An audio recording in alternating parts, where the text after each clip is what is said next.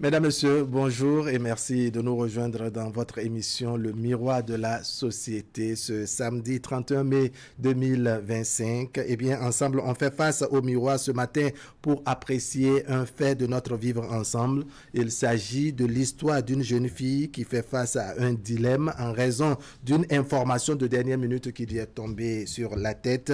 En effet, lors des cérémonies de son mariage et au moment des commérages, au moment où les commérages vont bon train, elle apprend, et ça c'est vérifié, que son beau-père, sous-entendu le père de son mari, fut l'amant de sa propre mère.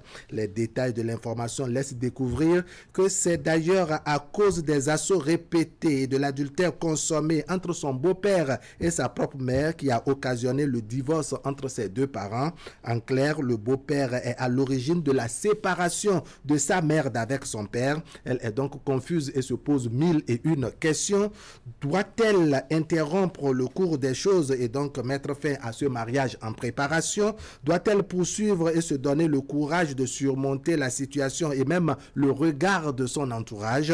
Si oui, comment vivre en regardant son beau-père responsable du divorce de ses parents dans les yeux? Quelle peut être également la réaction de son conjoint face à une situation pareil, parce qu'il aura également son mot à dire. C'est bref, la trame de nos discussions de ce matin, discussions que nous ferons avec vous au téléphone. Les numéros sont d'ailleurs affichés. On le fera avec nos invités sur ce plateau, invités que je me permets de vous présenter. D'abord à ma droite, un nouveau visage ce matin, Monsieur Luc René Anwaha. Il est acteur portuaire, enseignant et, conservateur des valeurs endogènes. Monsieur Luc Anwaha, bonjour. Bonjour, Monsieur Wahab. Bienvenue sur le plateau de Le Miroir de la Société. Ça Merci fait plaisir beaucoup de vous avoir. Vous êtes un des fidèles téléspectateurs, un amoureux de cette émission. Vous avez davantage l'habitude de nous apporter votre contribution au bout du fil. Ça fait plaisir. À droite, merci beaucoup. À droite, nous avons Madame Jacqueline Atindogbe, n'est-ce pas? Elle est commerçante. Elle est également la présidente, dois-je dire, de l'amicale Djogbe Cœur en Or. Jacqueline Atindogbe, bonjour. Bonjour, Monsieur Wahab. Bienvenue sur le plateau de Le Miroir de la Société. Puis un enseignant qui nous vient fraîchement de Tori, Roch Hendeme. Roch, bonjour.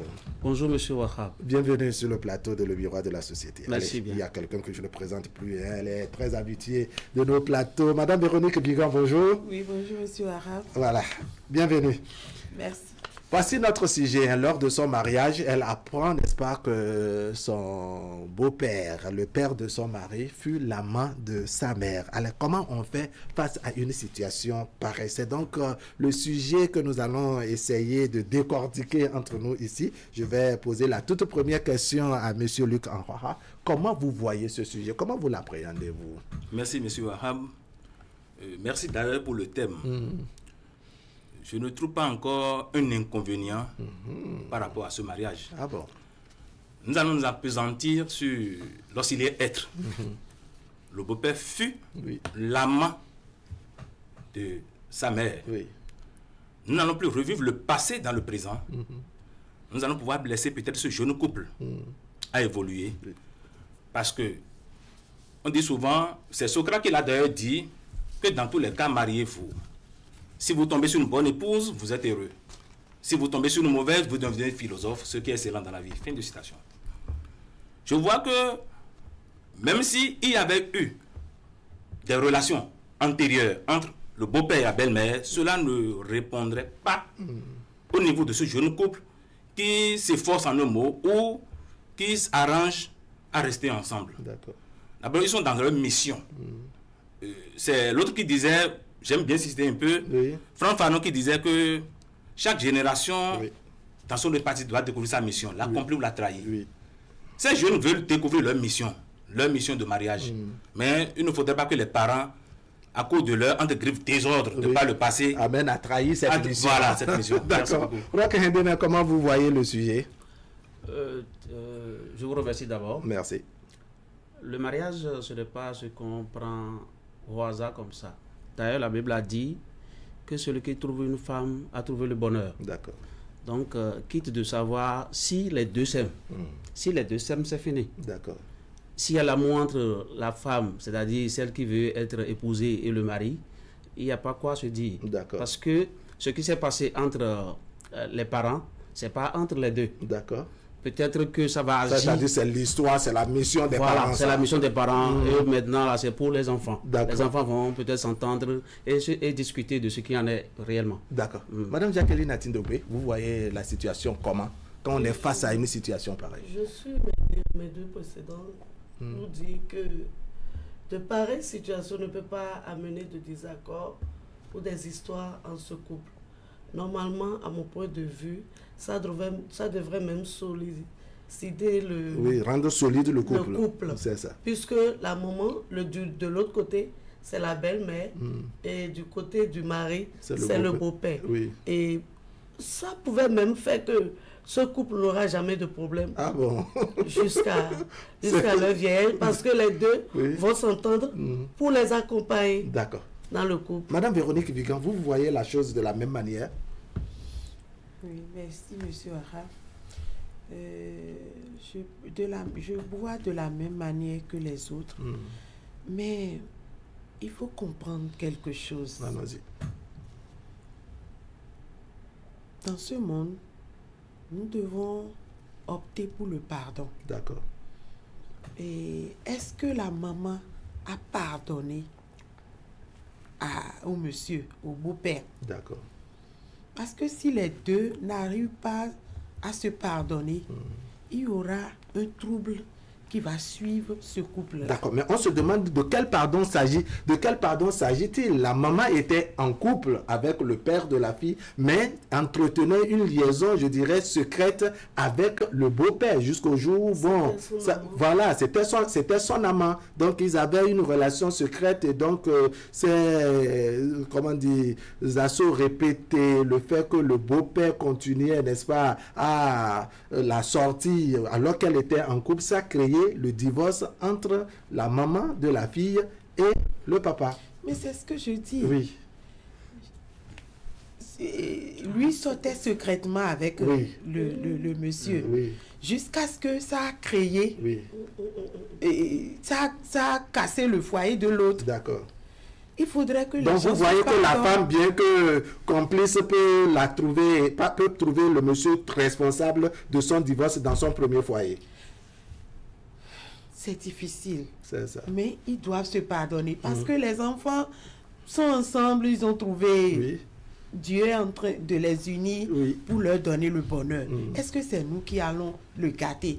Parce que quand ils vont se voir, quand les yeux vont se voir le jour là, chacun va se dire, Kai, ça va faire quelque chose. D'accord, ça devient très intéressant parce que je vais prendre l'avis tout à l'heure dans un tour de table, l'avis de chacun d'entre vous parce que oui, la maman était dans le foyer avec le père de la fille et le beau-père de l'autre côté, qu'elle ne connaissait pas en son temps, sortait avec la maman. C'est ça qui a créé même le divorce. Aujourd'hui, elle veut se marier, elle découvre que, que son beau-père fut l'amant de sa mère. C'est-à-dire que c'est une histoire que les deux parents ont eue dans le passé. Alors, comment vous percevez, je dirais, cette union, parce que vous avez trouvé que, bon, ça ne pose pas problème, c'était une vie que le beau-père et la maman ont vécu. Est-ce que vous ne pensez pas que le regard de la société pourrait influencer la position de la fille, par exemple, sa prise de décision?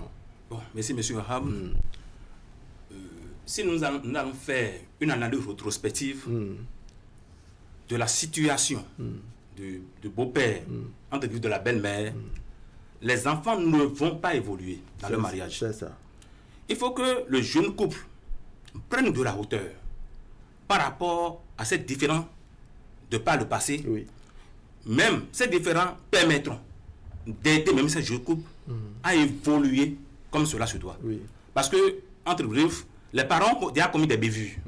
Entre griffes. Les enfants ne permettront plus à eux-mêmes de se mettre encore à la scène ou de se mettre encore dans ce schéma pour se vilipender ou pour se mettre en spectacle pour dire voilà que les parents agissent de la sorte. Même nous-mêmes, il faut que nous nous corrigions pour que ce qui s'est passé de par le passé ne se répète plus.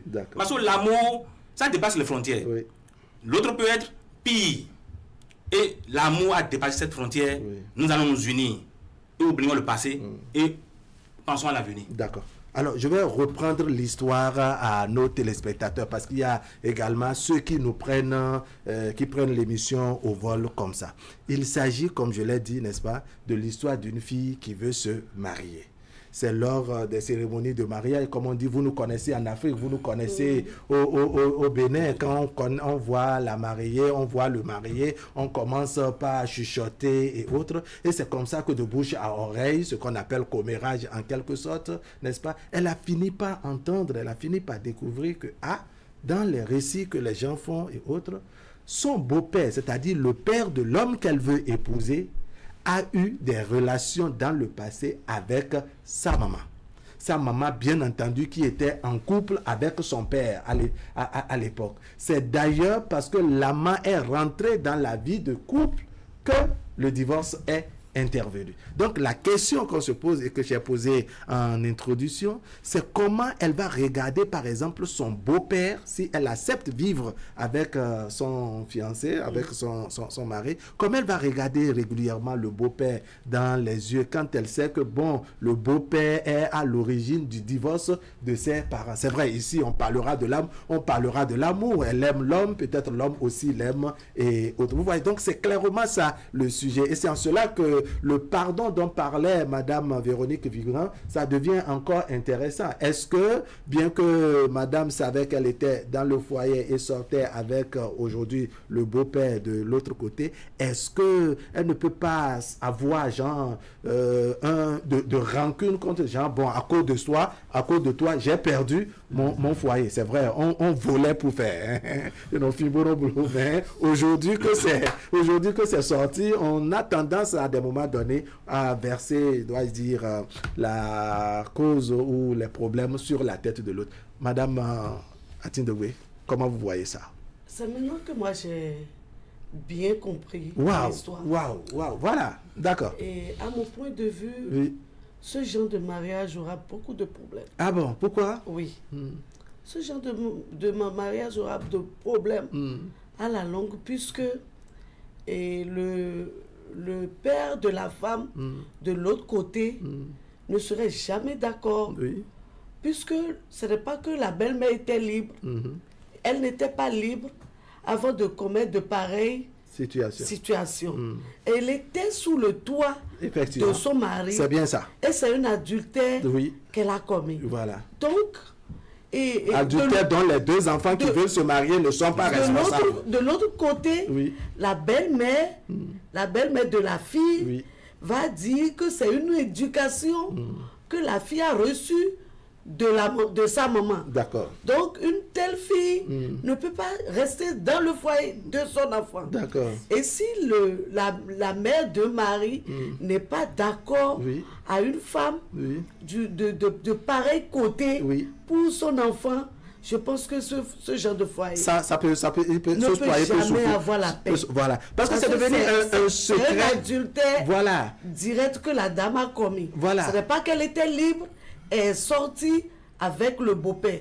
Elle était sous le toit de Marie. Effectivement, c'est ça. C'est bien ça. Moi qui suis ici, je ne peux pas être d'accord. D'accord. Bon, les positions, voilà, les prises de position, n'est-ce pas, se redéfinissent clairement. Alors, il y a un autre aspect. Même jusque-là, il s'agit d'adultère commis par papa et maman. Eux, encore une fois, c'est leur vie. Ici, nous parlons, n'est-ce pas, des enfants qui sont des innocents, mais qui, n'est-ce pas, sont tombés amoureux l'un de l'autre. Le problème ne devrait pas se poser, non, Roch Hindemé? Monsieur le journaliste, merci beaucoup. Je voudrais revenir sur un passage biblique qui dit, dans Actes chapitre 17, que Dieu, sans tenir compte des temps d'ignorance, appelle tous les hommes en tout lieu à la repentance. C'est ça. Alors, ce qui s'est fait entre les parents, c'est pas entre les enfants. D'accord. On est d'accord. Je vais vous raconter une petite histoire. Lors d'un tête-à-tête entre époux et épouse à la maison, on était en train de dire une vérité.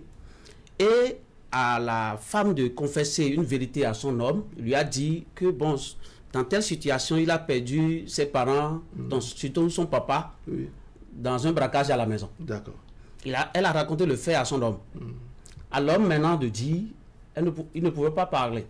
Et c'est au plateau que l'homme a avoué à son épouse que lors de ce braquage-là, c'est lui qui a tué son papa. Le braquage dans lequel le père est parti, que c'est lui qui était le braqueur. Comment ça? Il a expliqué, la fille s'est retrouvée dedans. Dans ce cas-là, s'il n'y a pas le pardon, la fille ne peut pas rester. Alors, nous revenons à notre sujet. Oui. Ou peut-être, si on prend peut-être à la légère, la belle-mère, c'est-à-dire la femme, c'est-à-dire la mère de l'époux, c'est-à-dire celui-là qui sera l'époux, ne sera pas d'accord. Sinon, elle va dire que c'est ce que la fille a recopié de sa mère, qu'elle va adopter dans le foyer de son enfant. Le mari, sans oublier que c'est son mari qui est responsable. Voilà. D'accord. Le mari, c'est-à-dire le père de la fille qui a divorcé sa mère, va dire qu'il ne veut pas voir de son vivant son enfant se marier à l'enfant de cet homme-là qui a fait que son épouse a quitté son foyer. C'est ça. Maintenant, si nous revenons peut-être à la Bible, à Dieu, c'est pas les enfants qui ont commis l'acte, c'est les parents.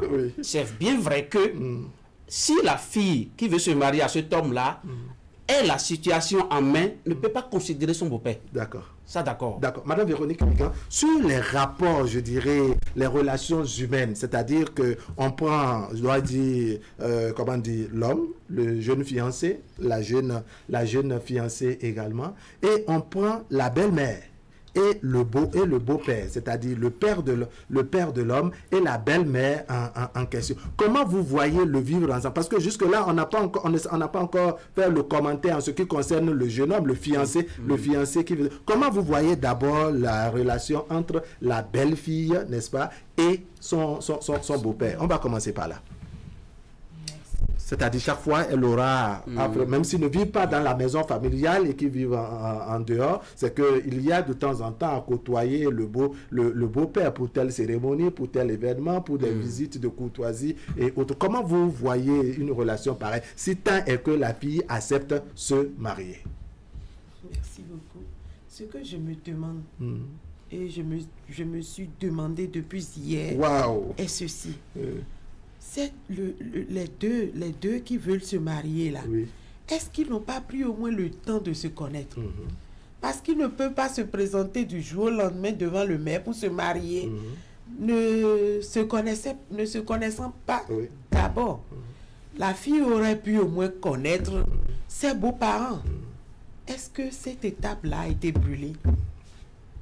C'est ce que je me demande. Oui, en fait, l'histoire raconte, l'histoire sous-entend que oui, il y a eu une bonne période de la dot, mais c'est une relation, n'est-ce pas, un divorce tenu secret. Vous connaissez un peu les familles africaines, les familles béninoises, où de sales histoires pareilles, on fait tout pour laver l'honneur de la femme par ici, l'honneur de l'homme ou l'honneur de toute la famille. Un peu comme on dit, il y a de ces grandes personnalités, de ces grandes autorités morales, pourquoi pas de ces rois encore, oui, on peut découvrir leur femme dans l'infidélité, mais à cause d'abord de l'image de l'homme, on ne veut pas faire exploser la situation. On est un peu dans un schéma pareil.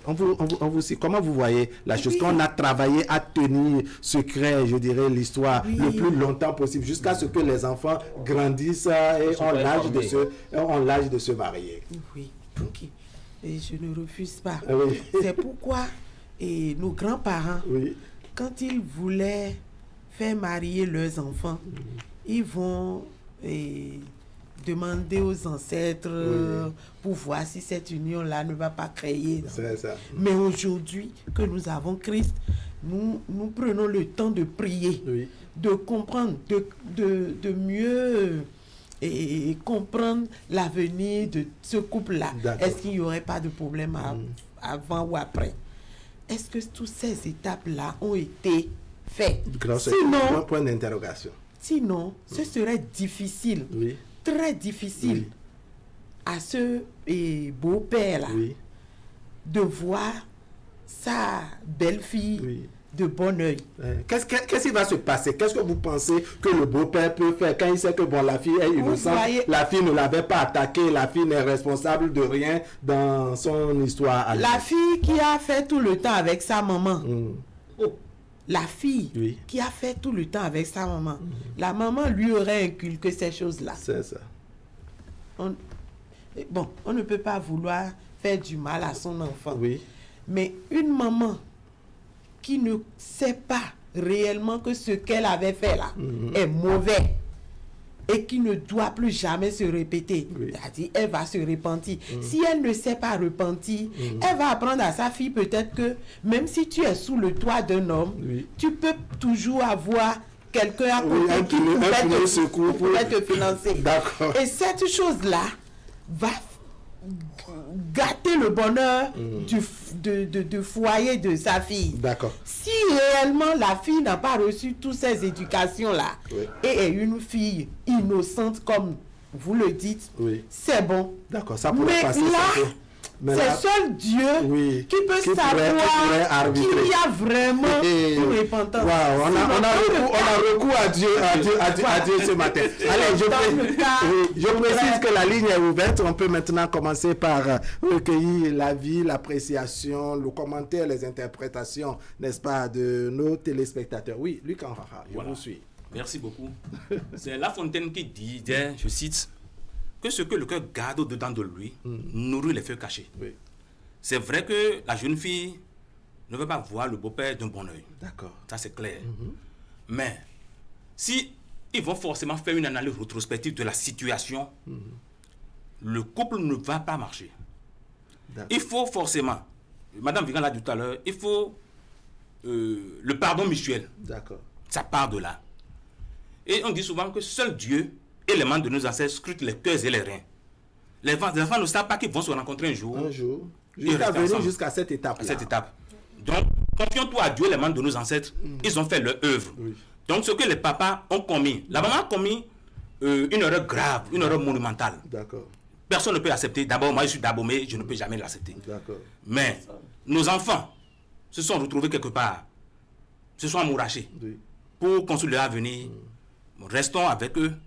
Canalisons-les. C'est vrai qu'on dit souvent que la seule chose que nous pouvons laisser à nos enfants comme héritage est l'éducation. D'accord. Mais l'éducation que peut-être la maman a donnée à sa fille ne serait pas le comportement qu'elle a eu vis-à-vis. L'adultère, c'est dangereux. Ça ne se passe même pas. Mais est-ce que vous pensez que la maman, n'est-ce pas, pourrait transmettre ça comme éducation à sa fille, ou bien c'était juste une vie secrète, mais qui n'est pas forcément une pratique qu'elle entend, je dirais, enseigner à son enfant? Je n'ose guère croire. Une maman qui va transmettre, c'est pas l'adultère ou le comportement machiavélique à sa fille, de se comporter de telle manière. Ce n'est pas tout ce que les parents disent à leurs enfants que les enfants font. Les enfants font une analyse rétrospective, les enfants font une analyse approfondie. Ils se mettent égal, ils se disent, mais la mission qu'on me confie là, est-ce que vraiment il y a de la raison? C'est une bonne mission, voilà. Une bonne mission, est-ce que moi-même je peux m'en sortir? Et c'est d'ailleurs la raison qui fait l'homme. On peut me dire, je peux fréquenter un homme, je peux fréquenter peut-être Madame Vigan ou telle personne. On dit, va voler. D'accord. Mais quand je fais une analyse approfondie à caractère critique, je dis, je n'irai pas voler parce que ça fera partie des lotions élémentaires de savoir vivre en société. Allez, téléspectateurs, bonjour. Oui, bonjour, le plateau. Merci de vous présenter. C'est Monsieur Mathieu. D'accord. Monsieur Mathieu, faites l'effort de parler un peu plus fort. La régie merci beaucoup. Le problème, c'est que c'est un problème. Quand vous avez commencé par dire ça au début, moi, je n'avais pas bien pesé ça. Mais c'est après la reprise que j'ai vraiment compris le sujet. D'accord. Vous savez, le problème là, seulement, je ne vois pas côté maman, c'est-à-dire de la fille. Parce que c'est elle qui a accepté d'aller commettre ce forfait avec le monsieur. Reprenez, je vais mieux vous comprendre. J'ai dit, le problème là, la dame, la maman de la fille, ne va pas trop considérer, le mal là, du côté là, du garçon. C'est elle qui a accepté d'aller commettre ce forfait avec le père du garçon. Effectivement, c'est ça. Maintenant, revenons au niveau du papa, du beau-père. Le beau-père, en question, lui, il va considérer, puisque ça peut arriver du jour au lendemain qu'un problème surgit, et c'est le beau-père qui doit intervenir. Donc, de là, le beau-père, que la fille a déjà appris les nouvelles. Ce qui s'est passé avec sa maman. Et si, entre-temps, c'est la fille qui n'a pas raison, et le beau-père veut vraiment le débat et dire à la fille, on ne fait pas ceci dans notre famille, la fille va vraiment considérer que c'est parce que le beau-père ne l'aime pas, et il n'a pas aimé sa maman, et c'est lui qui a conduit sa maman à ce divorce-là. C'est-à-dire, vous estimez, M. Mathieu, pour qu'on se comprenne, vous estimez que la fille peut interpréter la prise de décision du beau-père comme une position maladroite parce qu'il est contre elle. Merci beaucoup. D'accord, allons-y. Maintenant, si entre-temps, l'homme marié était informé de la situation, il va toujours, c'est-à-dire, surveiller sa femme. D'accord. Quelque chose qui n'a l'air de rien, il va toujours avoir des pensées impures sur sa femme. Il va toujours penser que la fille est capable de faire comme sa mère. Voilà. D'accord. Et non seulement ça, maintenant il y a un problème que nous oublions. Si entre-temps, le père de la fille avait subi peut-être, avant que la femme n'aille commettre ce forfait, peut-être elle va énumérer un certain nombre de raisons, un certain nombre de raisons. Et si c'est raison qu'il avait poussé à aller commettre ce forfait, vous savez, dans des foyers aujourd'hui, ne nous l'aurons pas. Il y a des choses qui se passent. D'accord. C'est parce que c'est pour la fille là, et son beau-père, la mère de la fille, et le père de l'homme, c'est parce que pour eux, connu de tous, que nous en parlons. D'accord. Donc, tout ce que je veux dire, c'est quoi? Que chaque maman dans leur foyer, que chaque papa, quelle que soit l'envie qui va pousser chacun de nous, qu'on ait raison garder. D'accord. Puisque tout ceci là maintenant, c'est pas un petit Dieu, peut-être c'est déjà prédit que c'est une réparation que Dieu est en train de faire comme ça, mais Dieu est en train de montrer, Dieu a choisi de montrer quelque chose à ces deux familles-là. Hein. D'accord. Maintenant, si ce que moi je veux dire pour se terminer, c'est quoi? Si la fille, qui entre-temps, c'est que c'est la fille, c'est une fille qui est destinée à cet homme, et c'est pour la vie et autres, j'aurais souhaité qu'il c'est-à-dire occupe, qu'il se parle de cette deux familles-là, c'est-à-dire papa de la fille, maman de la fille, papa de l'homme, maman de l'homme, de leur relation. Qu'il aille vivre, c'est-à-dire en dehors de leurs parents, s'ils ont un problème, qu'ils règlent ça, s'ils souhaiteraient rester ensemble. Mais puis, ça va dégénérer après, ils n'ont qu'à faire la séparation. Merci beaucoup, M. Mathieu, on vous aurait compris, ça fait plaisir. Un autre téléspectateur en ligne dans cette première manche. Téléspectateur en ligne, bonjour. Oui, bonjour. Merci de vous présenter. On appelle Dastan Ayou. Monsieur Ayou, comment allez-vous? Ça va très bien, et chez vous? Ça va bien, merci. On vous écoute. Oui, je vois deux aspects par rapport à ce thème. Allons-y. Le premier aspect, c'est sous forme d'une interrogation. D'accord. Le jeune couple, le jeune marié et la mariée, jusqu'à l'âge de mariage, est-ce qu'ils n'ont pas été informés que leurs parents, sinon particulièrement la dame, que sa maman a quitté le toit de son papa pour cette cause? Non. Ils n'ont pas été informés. Non, c'est à l'approche de leur mariage que l'information est sortie dans le commérage. Bon, si c'est à l'approche de leur mariage que l'information est sortie... Oui, c'est ce que dit l'histoire en tout cas. Le couple court un grand risque. Parce que, généralement, lorsque les parents commettent ces bêtises entre griffes, ils inculquent ça. C'est tout comme un caractère héréditaire qu'ils inculquent particulièrement à la fille. Dans 95% des cas, les femmes qui sont infidèles, vous allez voir que il y a quelque chose qui s'est passé au niveau de leurs parents, particulièrement... On se pose la question, d'où tenez-vous cette statistique? Oui, bon, j'en ai vu un peu. Peut-être que ce n'est pas la statistique très juste. Bon, ça fait des statistiques made in Ayou. On vous suit. Voilà, donc c'est ce risque-là que court ce couple. D'accord. Il risque d'avoir quelque chose du genre dans le futur. D'accord. Donc il doit faire beaucoup attention. Oui. Et si les parents aussi qui ont eu à commettre ces histoires veulent du bien de leur progéniture, ils doivent vraiment les encadrer comme cela se doit. D'accord. Parce que ça se transmet. D'accord. Ça se transmet vraiment. D'accord. Monsieur Destin Ayou, merci beaucoup. Merci à vous. D'accord. Un troisième, et ça sera le dernier dans cette première manche. Téléspectateurs en ligne, bonjour. Téléspectateurs en ligne, bonjour. Alors, je m'en vais vers Madame Atidogbe, n'est-ce pas? Comme je le disais, on est à la phase préparation du mariage. Le mariage n'a pas encore lieu et l'information est connue. Ça veut dire quoi? Qu'on est encore à la porte, on n'est pas encore rentré. Vous aurez choisi quelle position face à l'histoire, ce qu'on connaît donc de cette histoire-là. Qu'est-ce que vous aurez proposé si c'était peut-être votre fille, bon, pas forcément votre fille, peut-être un problème qu'on vous pose comme ça, vous aurez proposé quoi comme solution à cette étape? Moi, en toute sincérité, je ne souhaiterais pas que ce mariage ait lieu. D'accord.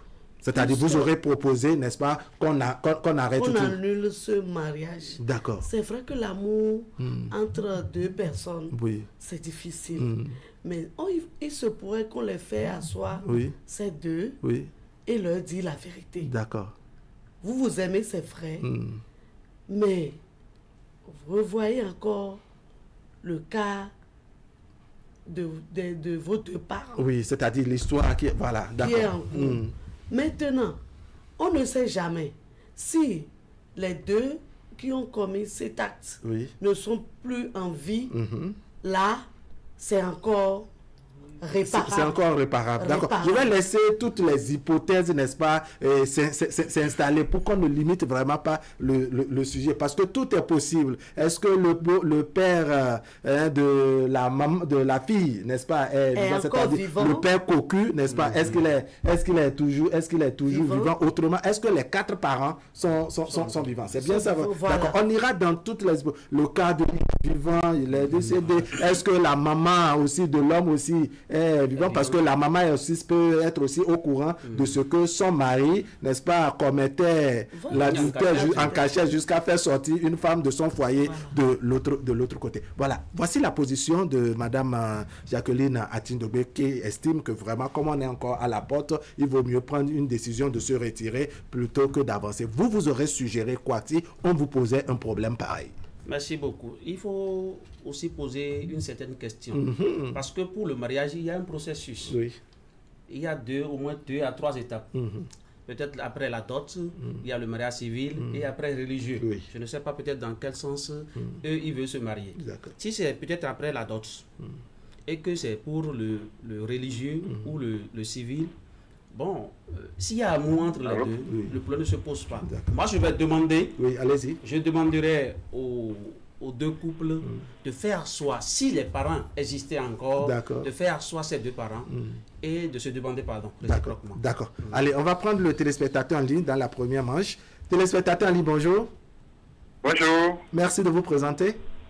Je suis Dr Florent Kwegbenou, je vous appelle depuis Calavi. Reprenez s'il vous plaît. Je suis Dr Florent Kwegbenou. Kwegbenou, d'accord. Monsieur Florent Kwegbenou, comment allez-vous? Je vais très bien chez vous. D'accord. On vous suit sur le sujet. Je voudrais opiner sur le sujet. Ça fait plaisir de vous avoir. Vous êtes en direct, allez-y. Voilà. Je voudrais avoir la confirmation que la maman de la fille est toujours sous toi. Si la maman de la fille est toujours sous toi. Sous toi? Non, elle a divorcé. Et c'est même... Oui, elle n'est plus sous toi. Ah, elle n'est plus sous toi. Non. Donc, je peux déjà imaginer que c'est son beau-père qui était à la base du divorce de sa mère. C'est bien ce que dit l'histoire. À la vie, c'est ça, c'est un peu compliqué. C'est vrai, il y a l'amour, mais c'est compliqué. C'est ça. Mais le conseil direct, parce qu'il n'y a pas eu d'école spéciale où on apprend l'amour. Oui. Oui, les problèmes du couple, il n'y a pas eu d'école pour ça. Oui.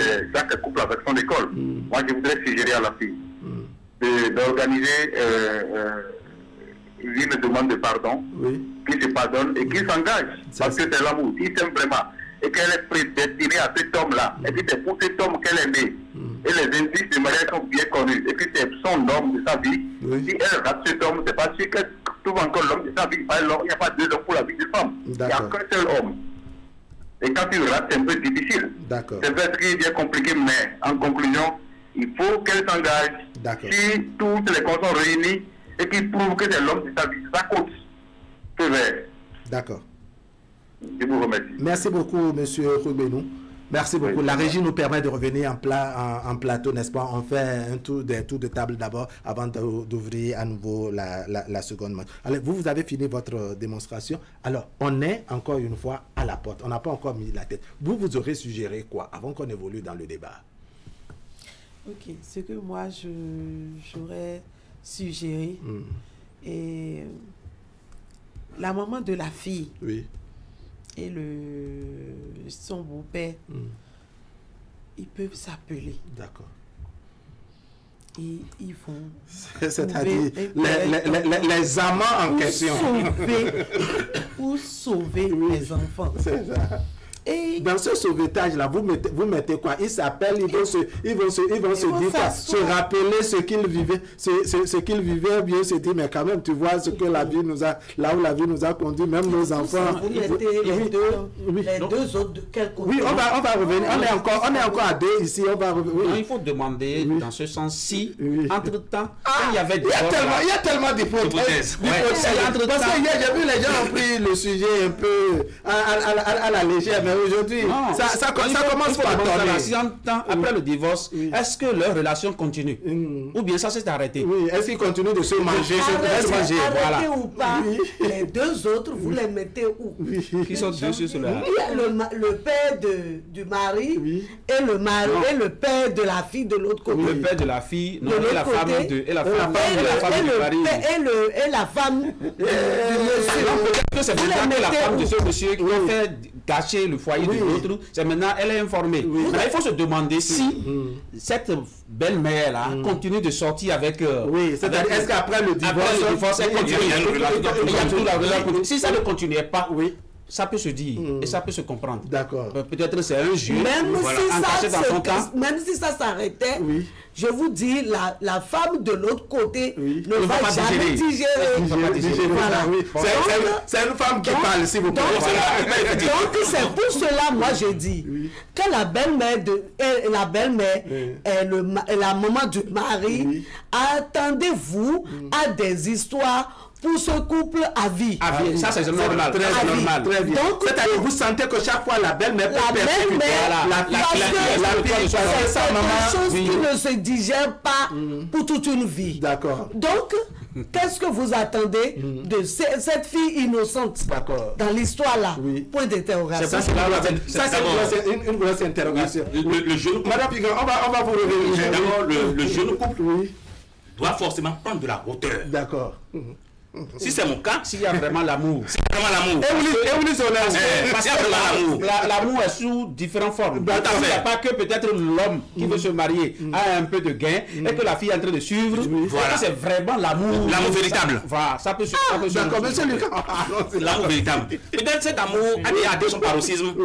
On ne le sait pas. Mais s'il y a le vrai amour, moi je vois que c'est une porte de non-retour.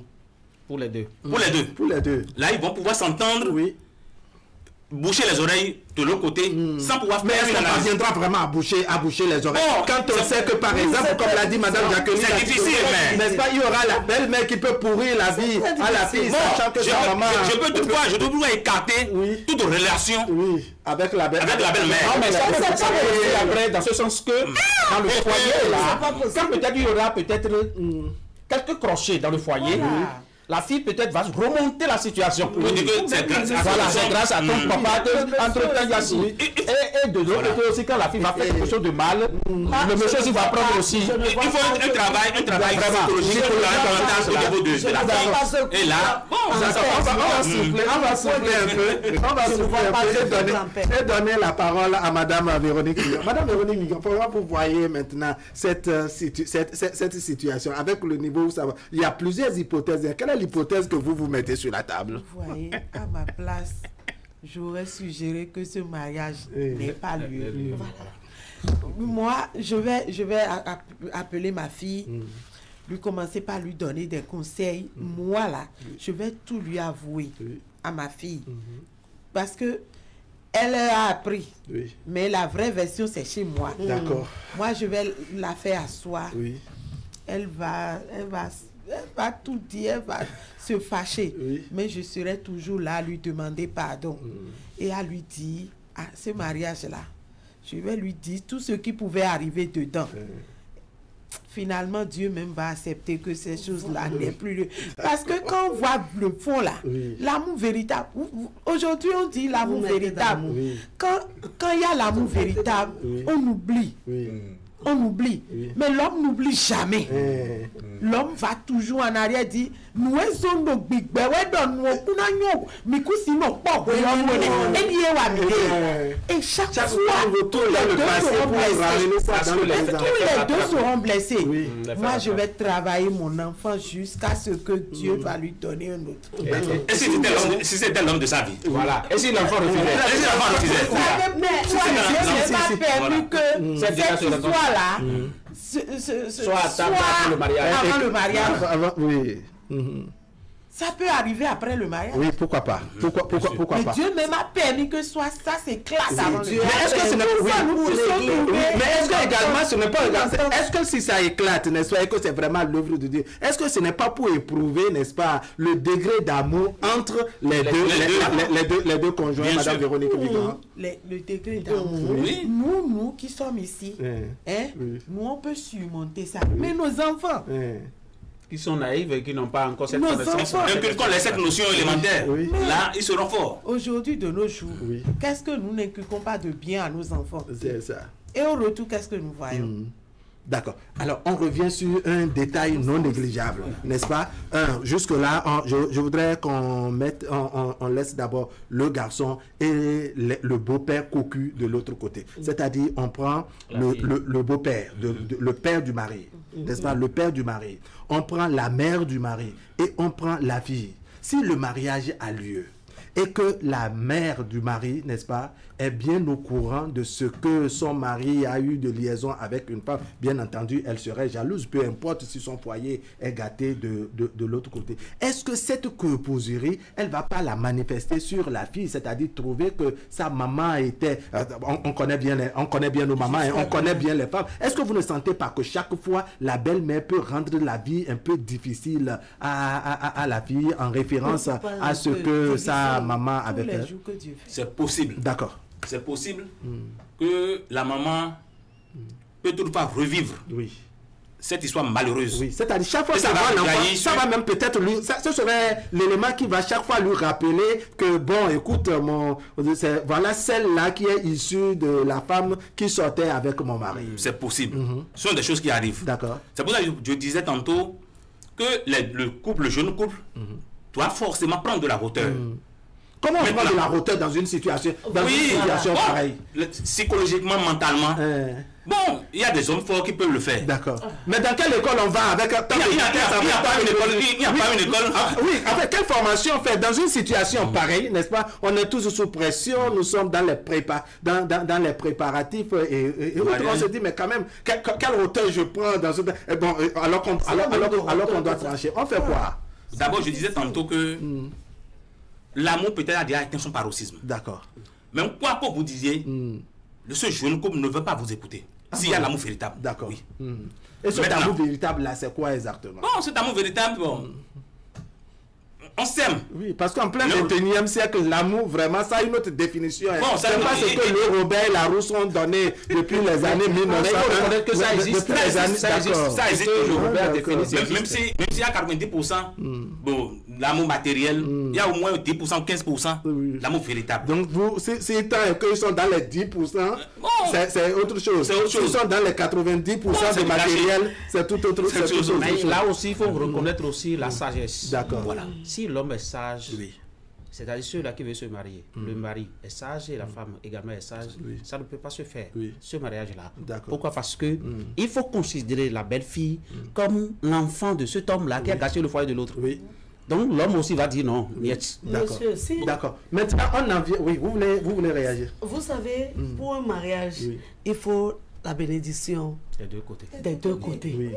Maintenant, la belle-mère assise et voit son enfant aller marier celle qui a gâché sa vie de couple.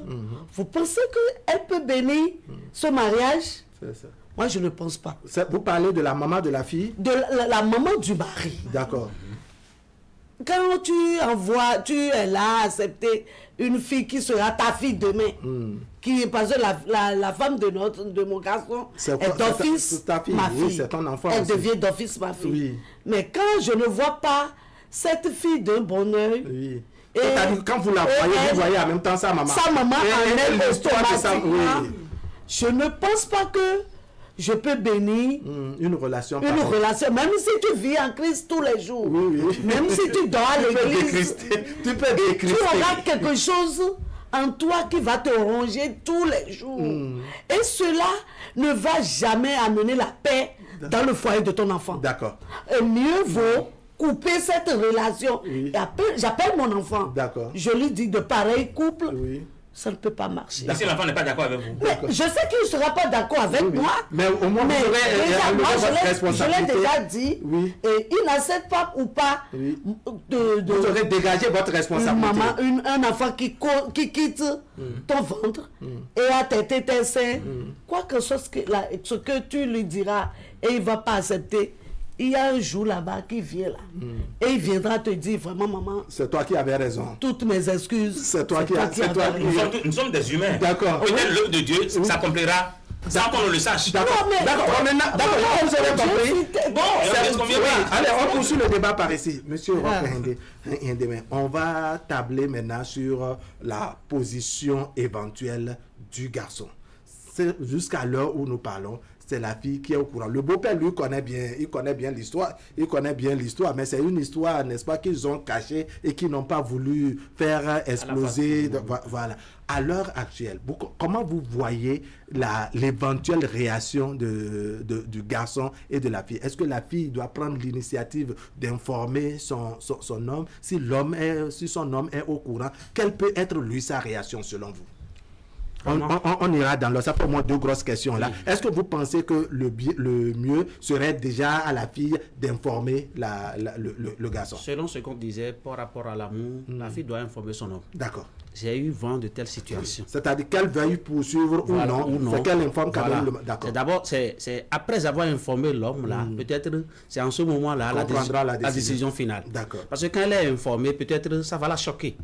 Ah, c'est ça qui a fait ceci. Mais après cela, elle doit appeler plutôt son homme. J'ai appris telle chose. Et c'est de toute bouche. Il faudrait que tu vérifies l'information. Et si ça en est ainsi, comment doit-on faire maintenant face à cette situation? Si c'est une femme sage, c'est ce qu'elle va dire à son homme pour écouter la version de son homme. D'accord. Maintenant, quand l'homme apprend, subitement, vous connaissez ce que c'est que l'homme. Quand il apprend cette situation, cette information, il boycotte. Ça fait leur affaire. D'accord. Moi, je ne suis pas dans ça. D'accord. Donc, c'est à la fille d'analyser la psychologie de son homme dans cette situation et à l'homme également de commencer par analyser la psychologie de sa femme. D'accord. Monsieur Rilou Kanhoua, vous proposez que la fille pose le problème à son homme ou qu'elle garde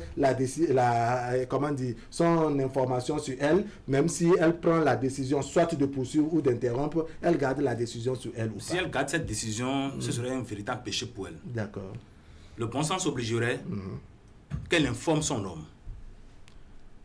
Monsieur Hindemen tout à l'heure l'a dit, si il est vraiment le monsieur, je ne dis pas de monsieur, si le monsieur incarne une sagesse, dans le premier temps, le monsieur va banaliser le dossier. Parce que lui sait ce qu'il veut. Il va toujours parler de l'amour. Mais la femme, bon, entre griffes, va forcément informer le monsieur. Et ensemble, ils trouveront des solutions. Même si c'est une solution palliative ou une solution définitive. Ils essaieront de trouver une solution. Et là, ensemble, ils vont essayer de colmater les brèches pour voir comment trouver la... C'est-à-dire prendre une décision de couple.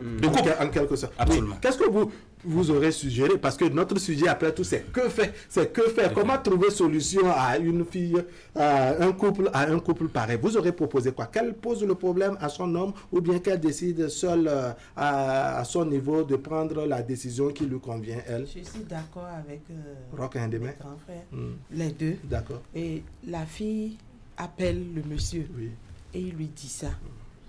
Mais là où je ne suis pas d'accord avec eux, le garçon va dire, oh, je ne suis pas... Non, lorsque la maman, l'autre maman a tout fait pour que l'autre maman quitte le foyer là, qui s'est occupé de ces enfants là, pour qu'ils soient grands aujourd'hui. Quelles sont les choses que ces enfants là ont enduré dans leur vie pour encore accepter prendre la fille de la femme qui a causé tout leur malheur? Si ce monsieur-là se souvient de ça, il ne va pas dire ça facilement comme il le disait. Comme il le disait, ça. Il va dire, je vais y réfléchir. D'accord. Automatiquement, il va aller chercher sa maman. Faut dire. Voilà que moi j'aime la fille. J'aimerais que vous entendez entre les femmes là, appelez-vous. Parce qu'ils sont... Et vous voyez vraiment les femmes s'appeler dans ce cas de figure. Elles s'entendent après avoir consommé ensemble les 15 cm. Même la belle c'est difficile cette histoire-là. La femme a... Ce mariage-là. Ça ne peut pas... Quelle peut être selon vous, Madame Jacqueline Atindobé, la réaction du garçon quand lui aussi serait informé de la situation? Vous pensez que lui, il aura quelle réaction? Non. Parce que lui, c'est son père qui est, je dirais, à l'origine. Mais on parle de garçon. Peut-être que la façon de voir les choses en garçon, c'est différent de la façon de voir les choses en fille ou en femme. Bon, si c'est un garçon sage, il peut se patienter et aller voir ça. Il va aller voir sa maman et ils vont en discuter ensemble. Et c'est là il va prendre sa conclusion. D'accord. C'est ça. Normalement. Si c'est un garçon sage. Mais si c'est un garçon... Vous trouvez qu'il ira mieux vers sa maman que vers son papa ou qu'il ira vers les deux? Les garçons souvent, ils vont directement d'abord chez maman. D'accord. C'est chez maman. Bon, la plupart des enfants, ils n'ont pas souvent le culot de faire face les papas dans des situations comme ça. Donc, il ira vers sa maman sûrement, lui poser des questions, lui exposer le problème. Et c'est ce que la maman dira qu'il va aller analyser si c'est un garçon sage. D'accord. Mais si c'est un garçon comme une femme, lui va prendre sa décision seulement à la rate et dit ce qu'il en est à la fille automatiquement. D'accord. On ouvre à nouveau la ligne pour avoir, l'appréciation des uns et des autres. Le temps qu'on poursuive le débat par ici. Allons dans dans l'hypothèse où le père de la fille est décédé, c'est-à-dire il n'est plus vivant. Ça veut dire qu'on a affaire à trois grands membres dans le lot. La maman du garçon, la maman du garçon vit, le papa du garçon vit, mais le papa de la fille ne vit pas. Seule sa maman est en vie. Vous pensez que avec le décès du père de la fille, que c'est un peu plus souple, ou bien ça rendra la situation plus compliquée? Bon. C'est-à-dire celui qui s'est vu blessé, puisque c'est lui l'homme cocu qui a reçu plus de choc, de choc, il n'est plus... Voilà. Bon, c'est relatif. D'accord. Ça peut amoindrir le choc. Wow. Selon moi, ça peut amoindrir le choc. Et ensemble, avec les trois autres, ils pourront essayer de changer. Et je soutiens encore une thèse de Mme Vigam qui disait qu'il faut forcément le pardon. Le pardon dans ce dossier, ça va être indispensable et capital. Parce que on doit forcément échanger pour dire mea culpa, mea culpa. Parce que les enfants n'ont pas décidé ou n'ont pas demandé aux parents d'agir de la sorte, de commettre cette bévue, de commettre cette gabégie. Et maintenant, eux, ils se sont trouvés pour rester ensemble, pour faire leur vie. C'est en ce moment qu'ils ont découvert qu'il y a eu, de par le passé, des actes machiavéliques. Oui.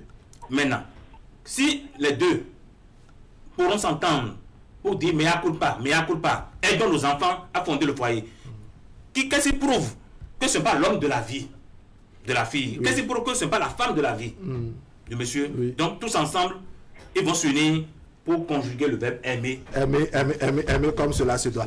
On prend le téléspectateur en ligne dans cette seconde manche. Téléspectateur en ligne, bonjour. Bonjour. Merci de vous présenter. Moi, c'est M. Eusebio Lino Romaric. Monsieur Lino Eusebio Romaric.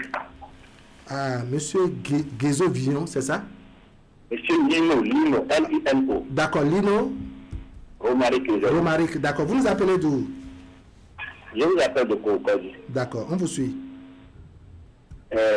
Excusez-moi beaucoup, hein. Moi je n'ai pas beaucoup de choses à dire par rapport à ce sujet. D'accord. Et j'ai suivi le sujet jusqu'à un moment, et ce que vous allez dire, c'est vous voyez, tel qui peut décanter cette situation. Vous voyez, dans la vie, oui, il faut tout remettre dans la main de Dieu. Est-ce que vous comprenez? Oui. C'est Dieu qui fait quelque chose là. C'est Dieu qui fait quelque chose là. Oui. Il veut faire Dieu là exactement. Qu'est-ce qu'il a fait exactement? Qu'est-ce qu'il veut nous faire ressortir, nous faire entendre, nous faire comprendre? Oui. C'est Dieu qui a uni ce couple d'abord, qui veut unir ce couple d'abord. Vous voyez, et là, ce que moi je vois là, c'est la maman, c'est la mère de cette fille qui va décanter toute cette situation. D'accord. Ce couple-là, c'est un couple d'avenir. Est-ce que vous comprenez? Oui. Celui qui peut décanter cette situation, c'est celui qui a le Christ, le vrai Christ. Est-ce que vous comprenez? Celui qui a le vrai Christ peut décanter cette situation. C'est pas, on ne peut pas, il ne faut pas juger pour juger. C'est vrai, ils ont commis des actes et qui ne sont pas, bon, je ne sais pas le dire. Mais là, moi, c'est la maman seule, la maman de cette fille qui va décanter cette situation. Ce n'est pas que moi, selon moi, il faudrait que le mariage soit fait. C'est ça. Il faut que le mariage soit célébré. D'accord. Ça ne vous gêne en rien. Vous dites? Ça ne vous gêne en rien. Non. Parce que dans la vie, il faut se donner à Dieu. D'accord. C'est Dieu qui est tout. Dieu est en train de faire un travail là. C'est ça. Personne ne le sait. D'accord. Dieu est en train de faire quelque chose là. Personne ne le sait. D'accord. Donc moi, c'est ma petite contribution que j'ai à... D'accord. Monsieur Lino Romaric, vraiment merci beaucoup. Non, je vous en prie. Allez, on va vous espérer tous les samedis. Nous sommes en direct à 10h00 sur Canal 3 Bénin ici. Non, je suis souvent votre émission. Ça fait plaisir. On va espérer vos interventions comme ça de temps en temps. Merci beaucoup à vous.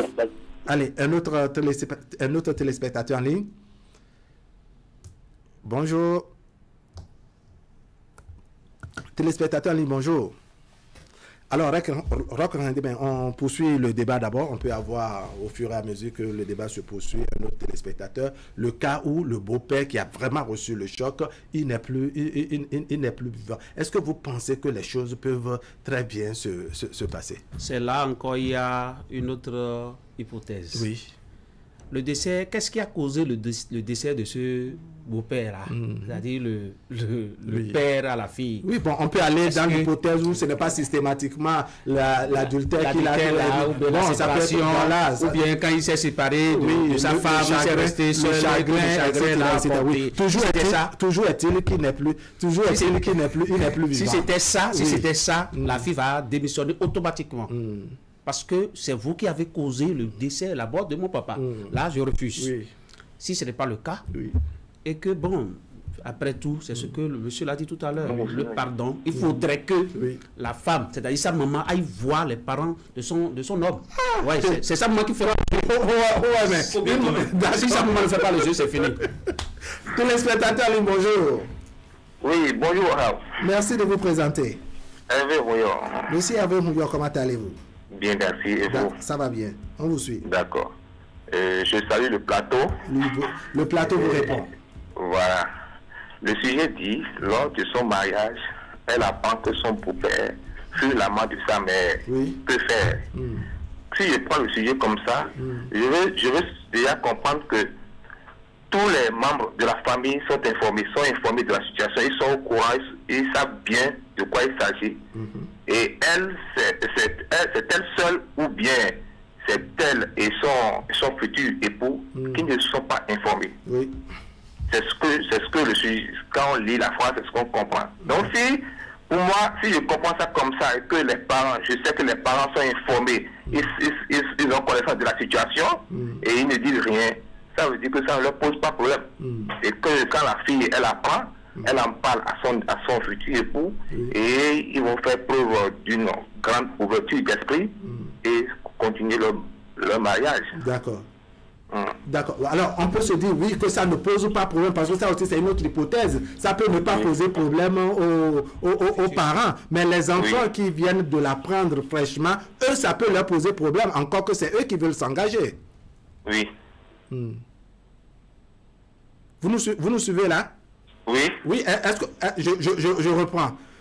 Je suis toujours avec votre hypothèse, hein, c'est-à-dire on parle de l'hypothèse que oui, si l'histoire est pareille, c'est que les parents des deux côtés sont au courant au moment où l'infidélité de maman a éclaté, au moment où le beau-père était l'amant de la belle-mère de l'autre côté. Mais les enfants, eux, c'est maintenant qu'ils viennent de l'apprendre.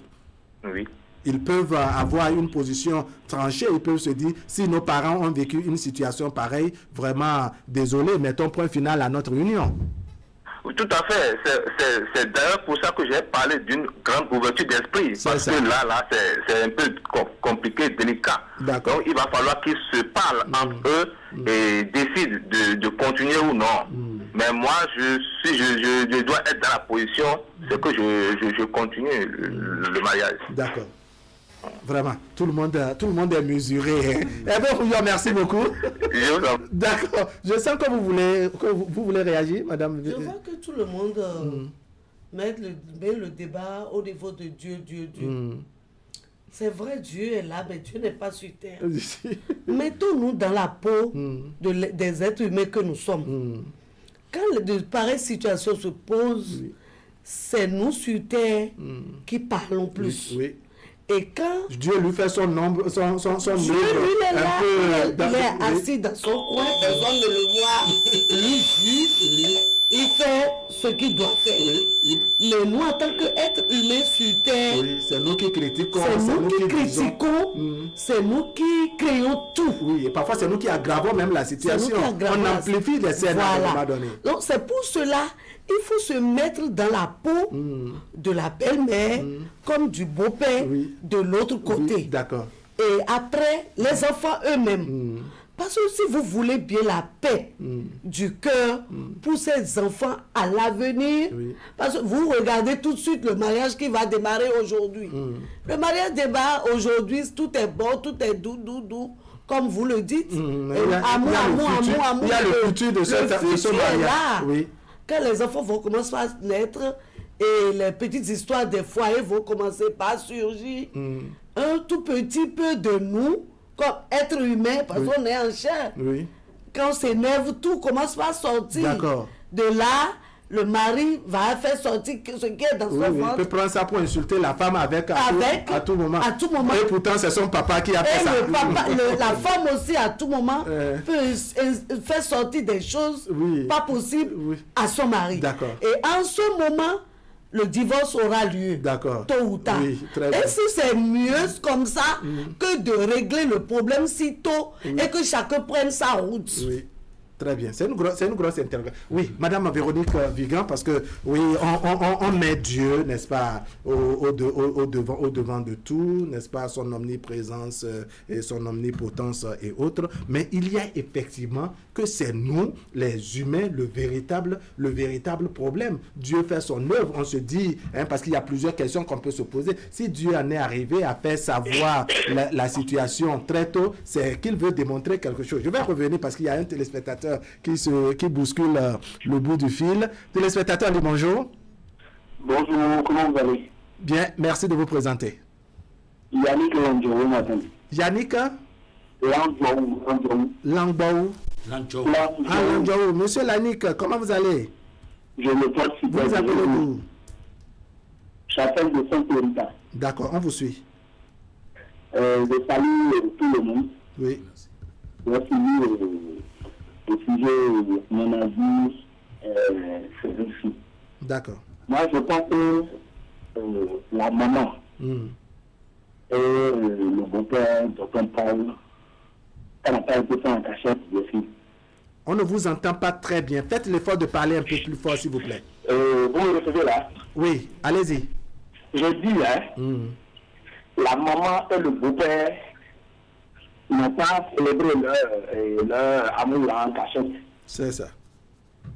Et là, je pense que le grand parent là est dans le camp de la mort. Et qu'elle doit avoir les filles et demander aux enfants de laisser passer pour qu'elle-même puisse régler ce problème-là. Mais c'est régler leur relation en cachette là qu'ils ont fait en cachette jusqu'à ce que ça a éclaté un jour. Ça a éclaté, mais je demande maintenant qu'elle n'a qu'à donner une chance aux enfants qui veulent se marier parce que les enfants n'ont pas demandé à l'être. D'accord. Alors une question. Oui. Ce que vous dites, bon, c'est... Oh là là, Monsieur Langbaou est parti, n'est-ce pas?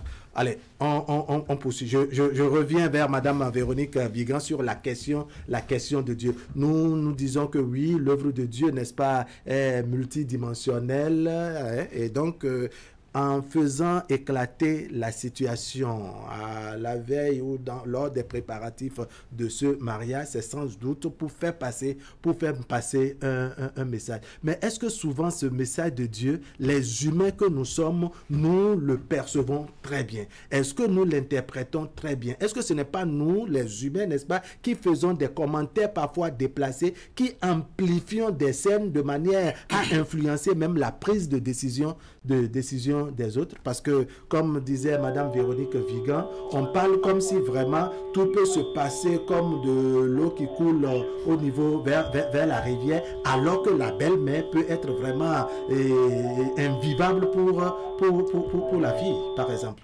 C'est-à-dire la maman du garçon peut être invivable pour la fille parce qu'elle va toujours voir en la fille quelqu'un qui vient d'une maman qui a partagé le même mari qu'elle.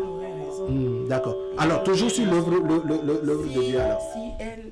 Si elle n'a pas un cœur qui a pardonné et qui oublie, elle aura toujours ce qui n'est pas toujours évident. On peut dire qu'on a pardonné, mais dans la pratique, c'est tout autre chose. C'est tout autre chose. Hein? Parce que cette situation lui a posé beaucoup d'ennuis. Et quand elle va s'en souvenir là, elle va toujours couler les larmes. Et ces larmes là qu'il coule n'est même pas bien pour l'autre qui a causé tout ça là, ni à ses enfants. Vous savez, quand des choses comme ça arrivent là, et que on dit maintenant là, Dieu qui a voulu que ça sorte là, ayons au moins un instant de temps pour lui demander le pourquoi. Ça s'est éclaté au grand jour. Oui, ça c'est quand on est vraiment croyant. Alors que quand on prend ce lot, ce n'est pas évident que tout le monde soit croyant. Oui, c'est-à-dire tout le monde n'est pas croyant au même degré. On peut remplir les églises sans être croyant, pour autant, parce qu'il y a à voir le degré de croyance du papa, le degré de croyance de la maman, le degré de croyance de la fille elle-même, le degré de croyance du mari, et de l'autre côté, le beau-père et la la belle-mère, leur degré de croyance, ça devient vraiment problématique. Est-ce que c'est évident que tous soient au même niveau de croyance, aient le même degré de croyance, Madame les amis qui les entourent. Oui. Qui auront oui. Ils n'auront pas... C'est pas très évident. C'est pas très évident. Moi... Qu'est-ce que Dieu peut faire là maintenant? Dieu est capable de tout. Oui. Mais comment vous pensez que Dieu peut se manifester, n'est-ce pas, pour travailler le cœur, l'esprit, l'âme de tout ce monde-là, pour que tout se passe, comme on dit en français. Dieu le fait. Oui. À Dieu, rien n'est impossible. Oui. Maintenant, dans ce cas précis,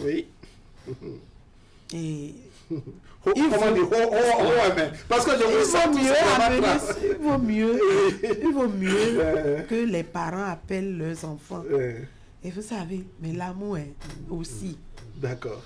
Les enfants vont, si après tout ça là, les enfants arrivent toujours à vouloir se marier, nous allons les accompagner. On va les accompagner, très bien. Donc, ils sont au courant, tous, l'affaire a éclaté. Mais nous, les parents, là, nous devons tout faire. Surtout la maman qui a causé du tort à l'autre, là, elle va s'humilier, elle va demander pardon à la dame. Jusqu'à ce que la dame accepte. D'accord, une dernière hypothèse maintenant. C'est vrai que l'histoire est sortie.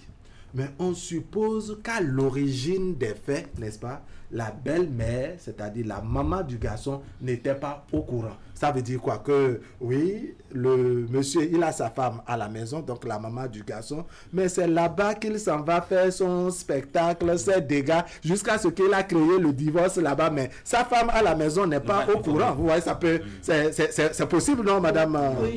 D'accord. Si on est dans ce schéma-là, elle aussi, c'est-à-dire, c'est peut-être comme les enfants qu'elle va apprendre ça. Elle n'avait pas vécu ça par le passé. C'est même, il y a un plus.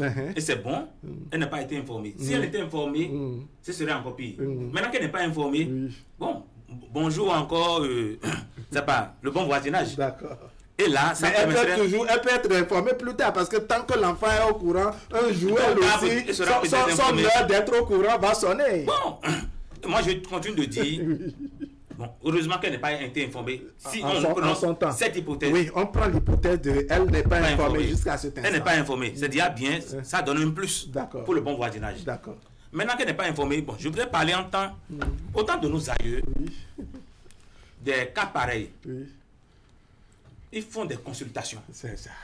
Si nous faisons la tradition, Madame Vigan l'a dit au début de l'émission, ils font des consultations pour savoir ce qu'il y en est réellement. La géomancie. Le phare ne ment jamais. Phare on a dit bon. D'accord. Allons-y sur ce principe. Voilà. Si je prends ce principe, d'abord un principe sacro-saint à moi. D'accord.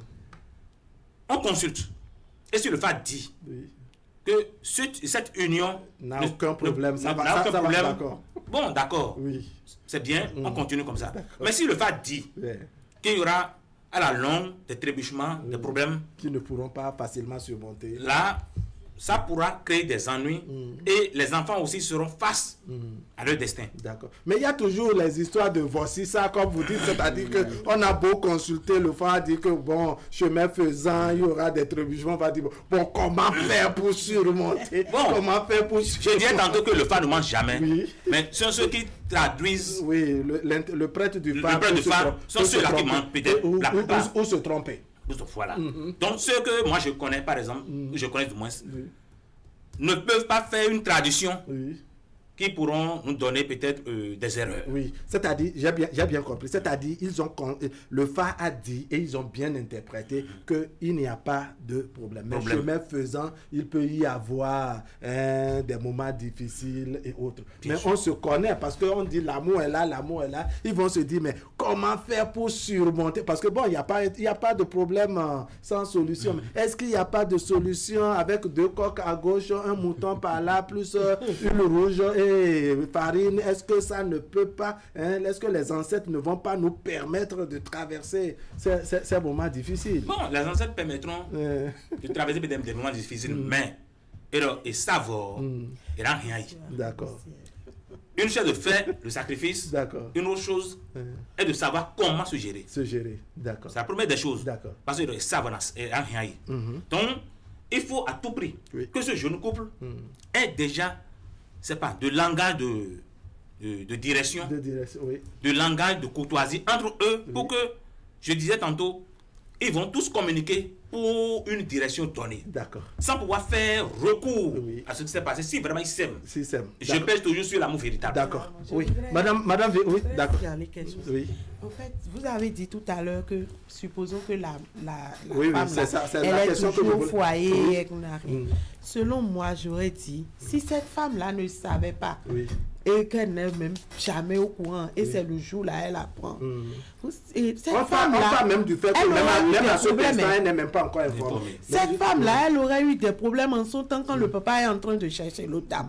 Parce que quand le papa aura trouvé de l'argent là, c'est là-bas il va aller dépenser. Parce qu'il sait que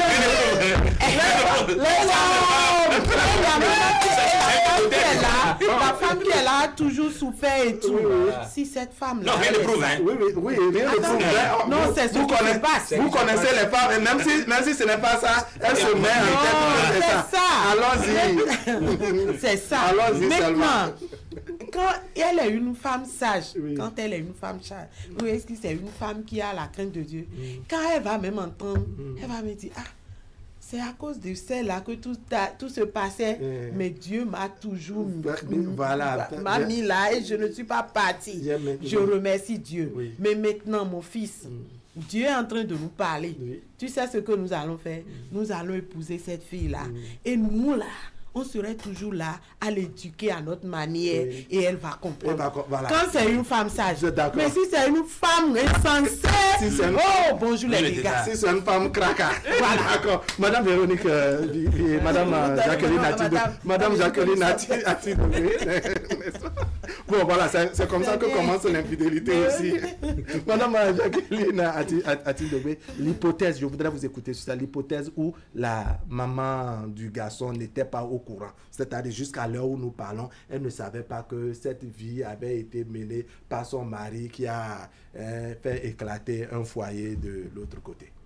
Bon, vous pensez si c'est le cas, et bon, son enfant peut lui dire que c'est un mensonge, que les gens sont en train de faire des rumeurs pour juste gâter leur couple, tout ça.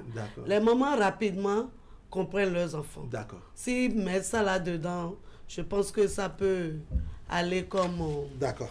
Allez, je sens qu'il y a beaucoup de choses à dire. Maintenant, le temps est passé. Je vais vous permettre de faire un dernier tour de table et on va conclure. Alors, Brock Hendeme.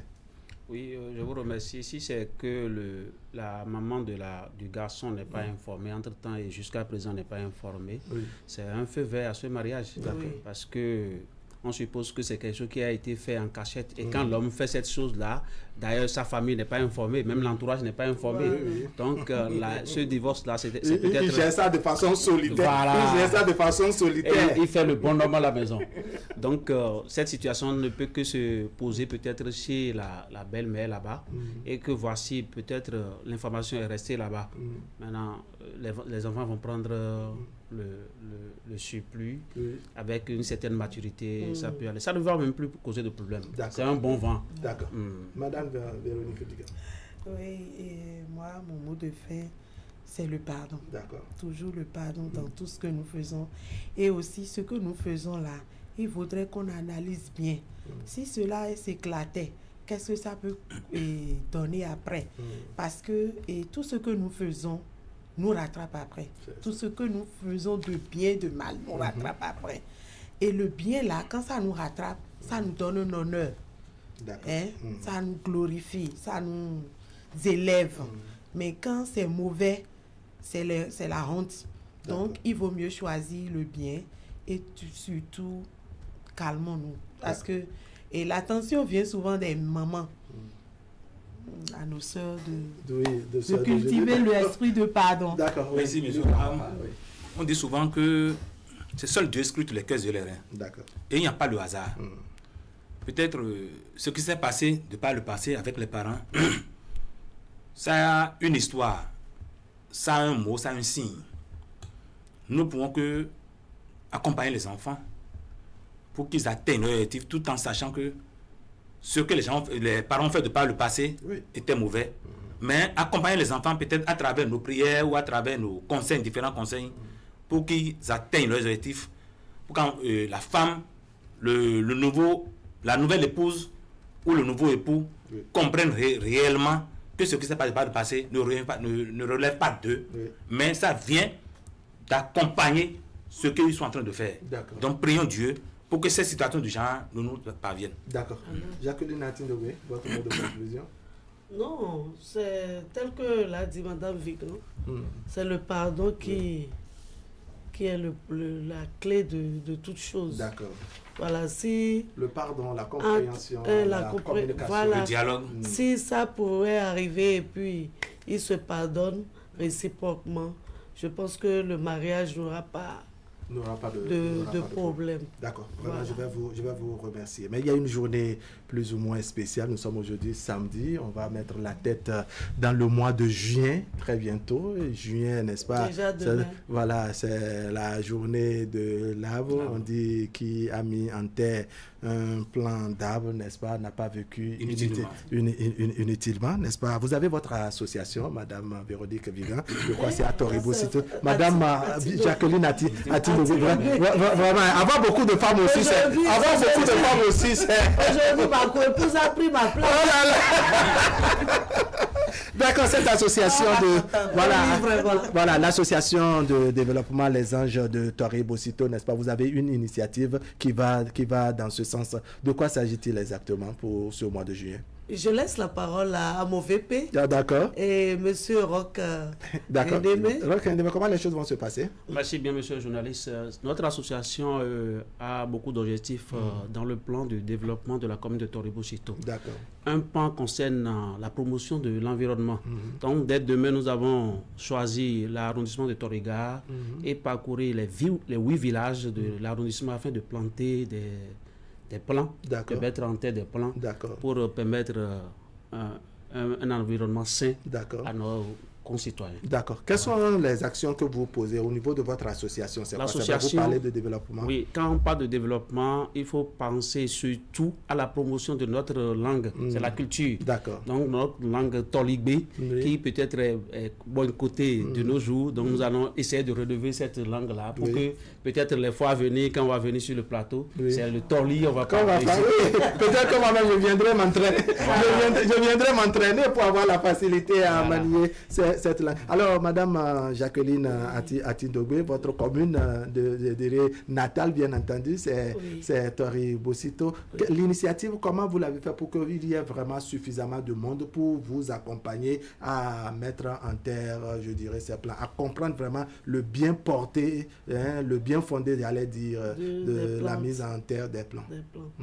Et je salue au passage mon premier autorité de la localité, Monsieur le maire à Kouakou Rogassier. D'accord. Et je salue. Nous disons bonjour également. Je salue Sa Majesté, le roi de Toutori. D'accord. Jusqu'à l'autre côté du Porte-Novo, c'est toujours nous. Oui. Et le roi Kenedegbe, je le salue au passage.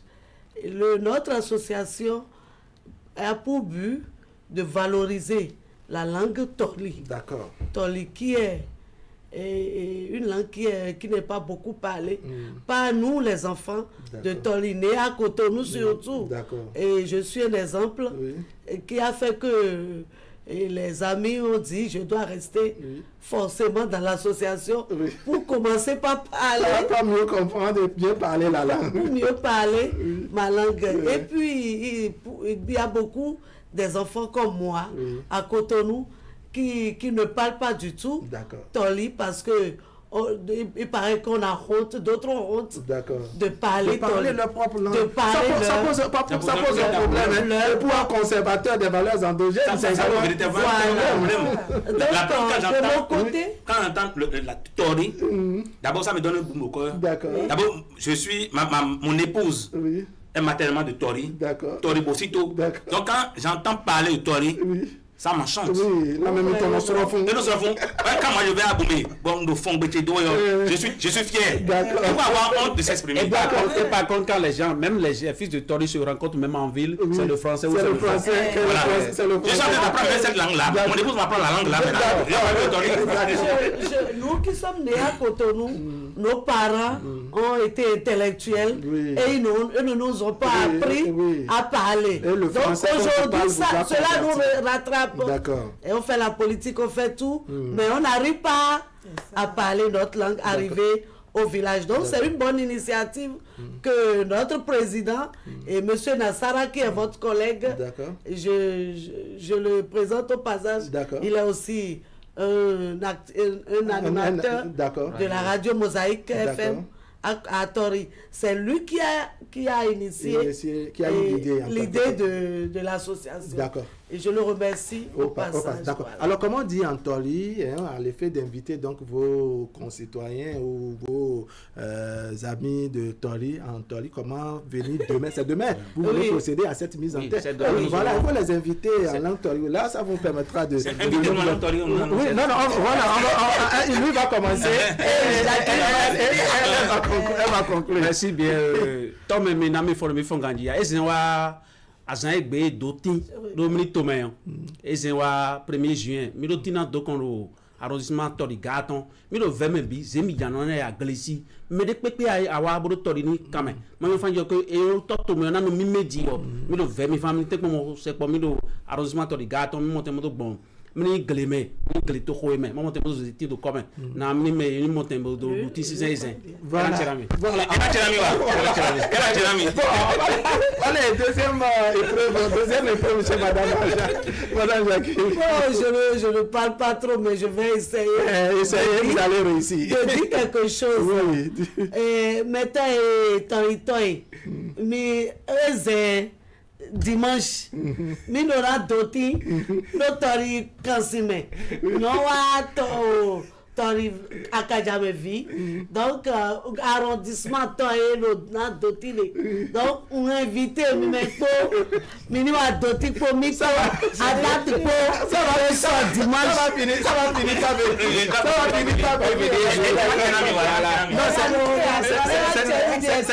c'est très important. Il s'agit quand même de nos langues. Il faut qu'on puisse faire un grand effort de valoriser nos langues. Il ne doit pas avoir de complexe à parler sa langue maternelle, la langue de son papa ou même sa langue natale, c'est-à-dire la langue de là où on est né, ou dont on est. Oui, c'est vraiment très important. Il faut vraiment déconstruire ce mythe qu'il y a autour. Et même aussi notre beau qui aime vraiment notre langue. Voilà.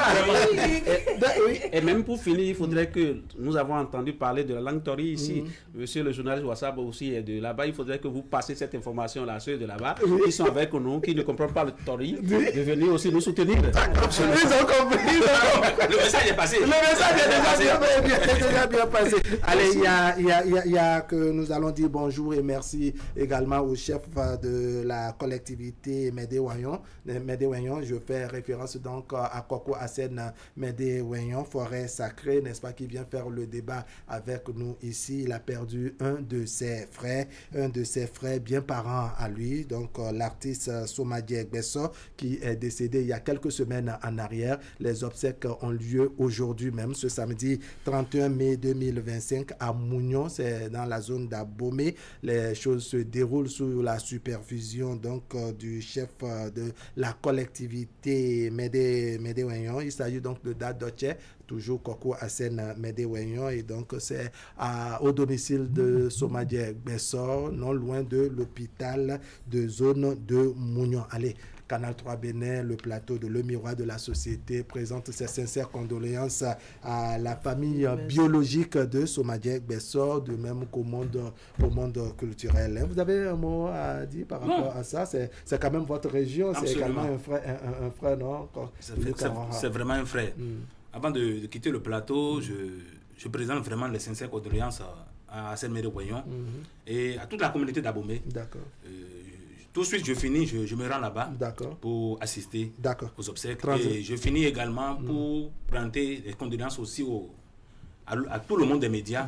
Parce qu'aujourd'hui, Peggy Ludovic Dagba voilà. Oui, c'est un détail non négligeable. Voilà. Oui, notre confrère de Eden TV qui avait d'abord fait golf, n'est-ce pas? Absolument. Et qui a fini, je dirais, sa course, si je peux me permettre, à Eden TV. La veillée, c'était hier 30. Aujourd'hui, son inhumation à Ouida, n'est-ce pas? Nos sincères condoléances à ce confrère, à sa famille biologique et au monde des médias. Mesdames, Messieurs, ce serait tout pour aujourd'hui. Merci de nous avoir suivis. On va dire merci à M. Mathieu qui nous a appelé, à M. Destan Aïou qui nous a appelé également, M. Florent Hubenou, n'est-ce pas? Je présente mes excuses si j'ai mal prononcé. Florent Hubenou, c'est bien ça. Et puis Lino Romaric qui nous a appelé, Hervé Ronjo, Yannick Landjorou qui est parti comme ça parce que la communication n'était pas terminée avec lui. À vous qui avez fait le déplacement, je dis merci également. Luc Anrara.